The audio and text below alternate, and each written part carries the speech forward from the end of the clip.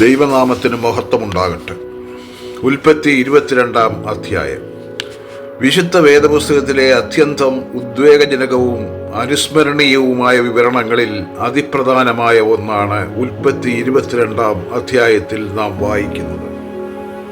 അതേസമയം തന്നെ അതിൻ്റെ പരിസമാപ്തി ദൈവത്തിന് തൻ്റെ ഉടമ്പടിയോടും തൻ്റെ ദാസനായ അബ്രഹാമിനോടുമുള്ള വിശ്വസ്തതയെ വിവരിക്കുന്ന സുഭഗമായ സന്ദേശം കൂടെയാണ്.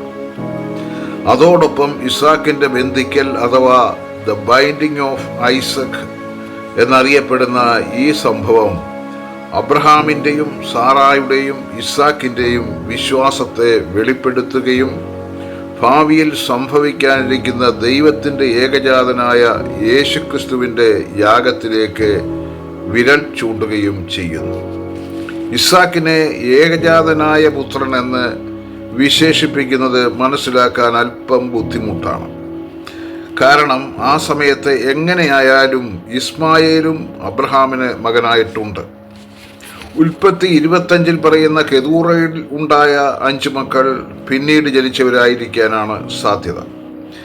യേശുവിനെ യോഹന്നാൻ 1:18 വിശേഷിപ്പിച്ചിരിക്കുന്ന ഇതേ പദപ്രയോഗം ഇവിടെ ഉപയോഗിച്ചിരിക്കുന്നതിൻ്റെ അർത്ഥം അബ്രഹാമിന് മറ്റു മക്കൾ ഇല്ലെന്നല്ല. പ്രത്യുത ഇസാക്കിൻ്റെ അതുല്യതയും വാഗ്ദത്ത സന്തതി എന്ന സവിശേഷതയും ദൈവം അബ്രഹാമിനും സാറായ്ക്കും അവനിലൂടെ നൽകിയ ചിരിയുടെയും സന്തോഷത്തിൻ്റെയും അവസ്ഥയെ കാണിക്കുന്നതിനുമാണ്.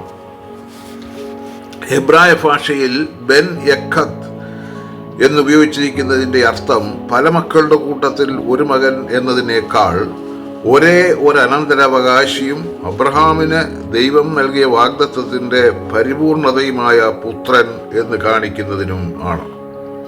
അതുകൊണ്ടാണ് 2-ാം വാക്യത്തിൽ നിന്റെ മകനെ നീ സ്നേഹിക്കുന്ന ഏകജാതനായ ഇസാക്കിനെ എന്ന് ഉപയോഗിച്ചിരിക്കുന്നത്. എബ്രായർ 11:17 വാക്യത്തോടെ ഇത് ചേർത്ത് വായിക്കുമ്പോൾ ദൈവം തൻ്റെ ഏകജാതനായ പുത്രനെ നമുക്ക് യാഗമായി തീർത്തതിൻ്റെ ഹൃദയസ്പൃക്കായ ചിത്രം വരച്ചു കാട്ടിയിരിക്കുന്നത് കാണാം. പുത്രനെ യാഗം കഴിക്കുന്നത് സംബന്ധിച്ച് അബ്രഹാമിൻ്റെയോ സാറായുടെയോ മനോവ്യാപാരങ്ങൾ ബൈബിൾ രേഖപ്പെടുത്തിയിട്ടില്ല. കൂടെ വന്ന ദാസന്മാർ ദൈവകൽപ്പനയെ അനുസരിക്കുന്നതിൽ നിന്നും അബ്രഹാമിനെ പിന്തിരിപ്പിച്ചേക്കുമെന്ന ഭയം കൊണ്ടായിരിക്കാം അവരെ അകലെ കാത്തു നിർത്തിയത്. 7-ാം വാക്യത്തിൽ ആട്ടിൻകുട്ടി എവിടെ എന്ന് ഇസാക്ക് ചോദിക്കുന്നു. യാഗവസ്തു താൻ തന്നെയാണെന്നുള്ള വസ്തുത അപ്പോഴും അവൻ അറിഞ്ഞിരുന്നില്ല. പിന്നീട് യാഗപീഠത്തിൽ അവനെ ബന്ധിച്ച് കിടത്തുമ്പോൾ വയസ്സനായ പിതാവിൻ്റെ കയ്യിൽ നിന്നും വേണമെങ്കിൽ കുതറി മാറി ഓടി രക്ഷപ്പെടാൻ കഴിയുമായിരുന്നു. എന്നാൽ അപ്പോൾ യാഗവസ്തു താൻ തന്നെയാണെന്ന സത്യം അവൻ തിരിച്ചറിയുകയും അവൻ്റെ പിതാവിൻ്റെ ഇഷ്ടം നിറവേറ്റുവാൻ സന്നദ്ധനാവുകയും ചെയ്യുന്നു. കൂടുതൽ ഇരുൾ വ്യാപിച്ച മറ്റൊരു ദിവസത്തിൽ, ഒരു ദുഃഖവെള്ളിയാഴ്ച, നമ്മുടെ രക്ഷകൻ ചെയ്തതുപോലെ ഇസാക്ക് യേശുവിൻ്റെ ഒരു പഴയ മാതൃകയായി കരുതപ്പെടുന്നു. യോഹന്നാൻ 10:17-18, മർക്കോസ് 14:36 ഈ വാക്യങ്ങൾ വായിക്കുക.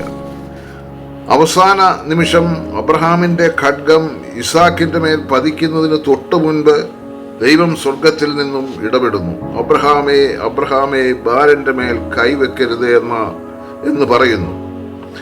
അബ്രഹാമിൻ്റെ അനുസരണ മനോഭാവം ദൈവത്തിന് ബോധ്യമായി തീരുന്നു.